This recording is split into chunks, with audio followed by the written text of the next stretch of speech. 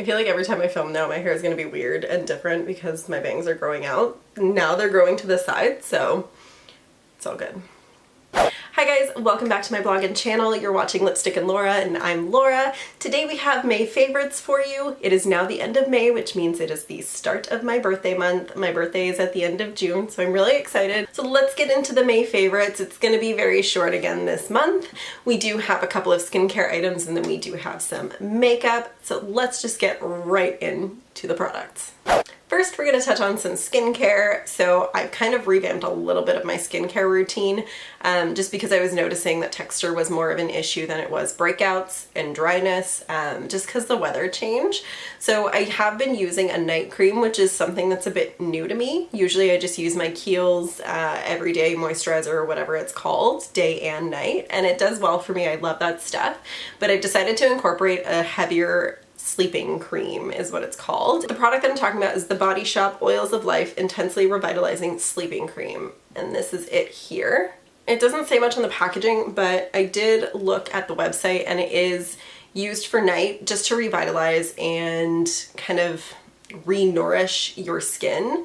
So it helps with texture, it helps with dullness, it helps with just rejuvenating the skin overnight. And I have noticed a difference, and I do want to say it's because I have been using this. It is a bit of a lighter consistency. I'm not sure if you can actually see in here. So it's a heavy cream because it's a sleeping cream, but the consistency is actually not super thick. So it's not like moussey or anything. I do really like it. It's got a peculiar smell. It's not the best smell in the world, but it doesn't really bother me. It's weird because it kind of reminds me of bug spray a little bit, and I'm not sure why.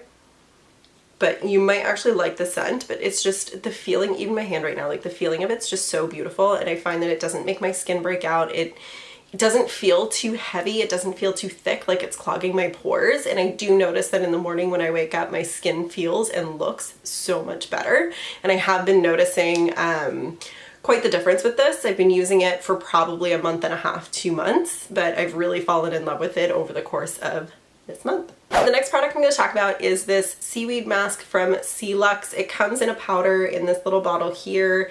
You can kind of see that it's like solid here. So it is some cute packaging. It is solid, so there's no preservatives in it. You mix it with water in your hand and it just makes a little bit of a paste, and then you put it on your face and you leave it on for about 15 minutes until it dries, and then you rinse it off. It exfoliates, deep cleans, and rejuvenates skin. I've never used a face mask that's ever made my skin so, I want to say rejuvenated because that's the word that they used, but it was just so clean and so smooth. It just made my skin feel instantly better. So the website says that this is good for 4 masks. I found that when I used a lot of it, it was just too much. So I'm probably going to get more like 8 or 9 masks from this, but definitely feel free to be generous with it.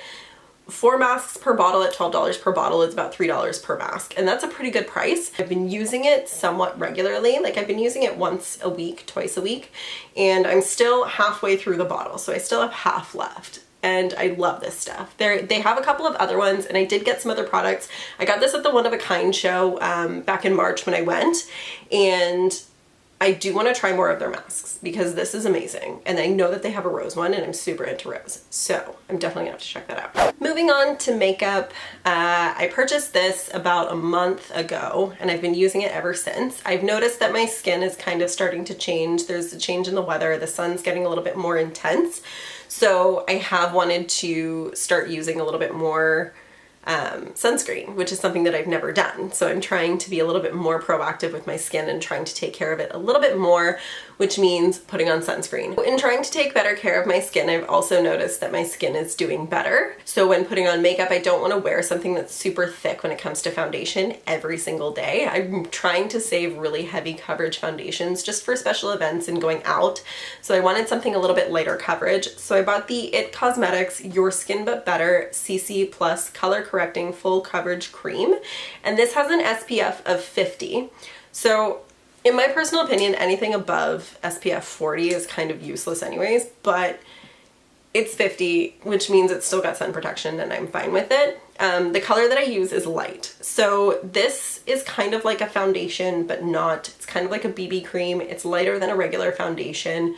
However, for a CC cream or a BB cream, it's still pretty thick. So if you're somebody who already likes light coverage or medium coverage foundations, you might not like this as much if you're looking for something lighter than what you're used to. This might not be for you, but for me, all of my foundations are really heavy coverage. It's very full. I love to just put the mask on and then have just a really good base because I do sometimes like to cover my freckles. I know, blasphemous. You might not like this if you like something that's a little bit lighter or medium coverage. This, according to some people, is pretty thick. I think it's pretty okay, but I'll show you the consistency here. So that's the consistency. It's not dripping, it's not moving.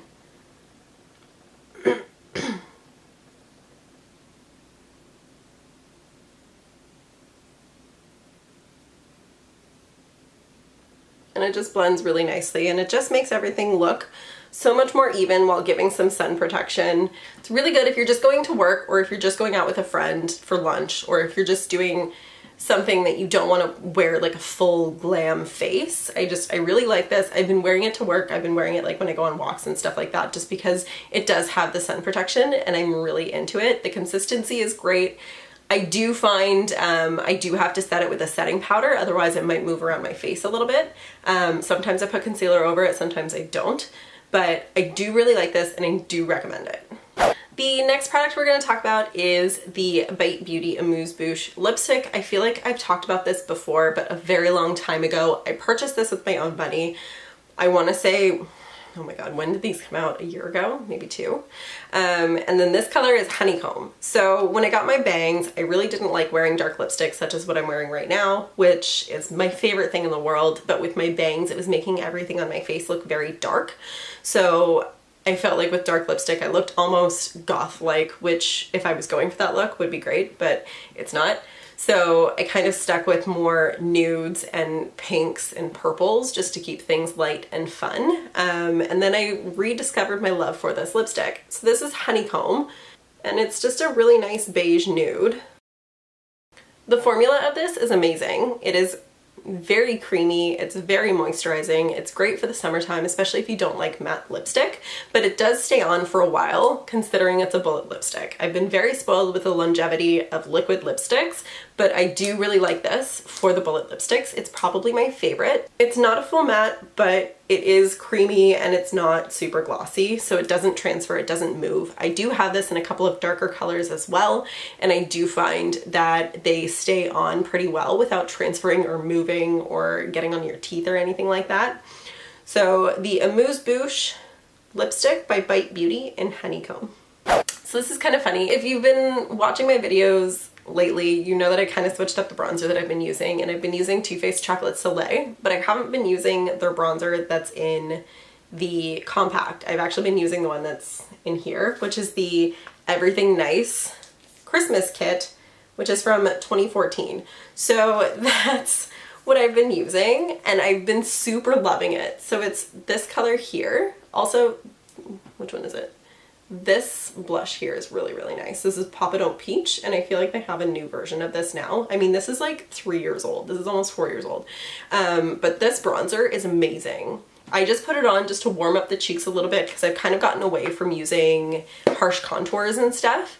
So I just use bronzer just in that area just to give a nice glow, a nice like light contour, but a little bit more warmness. And it's matte and it spreads like butter. It's really, really blendable, and it's just a great formula overall. So I might actually bite the bullet and purchase the compact bronzer that they have, just because this is a very large palette. I'll link it down below what the version is of it that they have, because I know that they've reformulated it a little bit, but I think it's still about the same.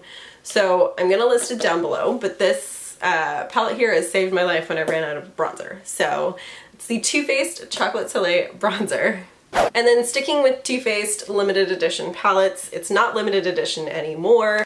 I am talking about the Too Faced Sweet Peach palette. When I did my Get Ready video last time, I used this, but I wasn't sure if it was permanent or not, and apparently it is permanent now, and I know they made like a whole collection over it and all of that stuff, which I still need to check out, but I've been falling in love with this palette again, and mostly I've been using these two matte shades just on the outside of my eye here just to give a little bit of a smoky eye, but I've also been using Bellini a lot. That's not Bellini. I've been using Bellini a lot, and then I've tried to use these purples here, which have worked really well just to intensify a smoky eye. It smells so good. I just find the shadows in here to be really easy to work with, colors that I really want to play with, and they're just super blendable, and I really like the quality of them. So I've just been using it a lot lately, re-fallen in love with it. So it's the Too Faced Sweet Peach palette. Keeping it short and sweet, that is it today for the May favorites. Please let me know down below what your May favorites are. Thank you guys so much for watching. Please don't forget to subscribe, give a like, and I will see you guys in my next video.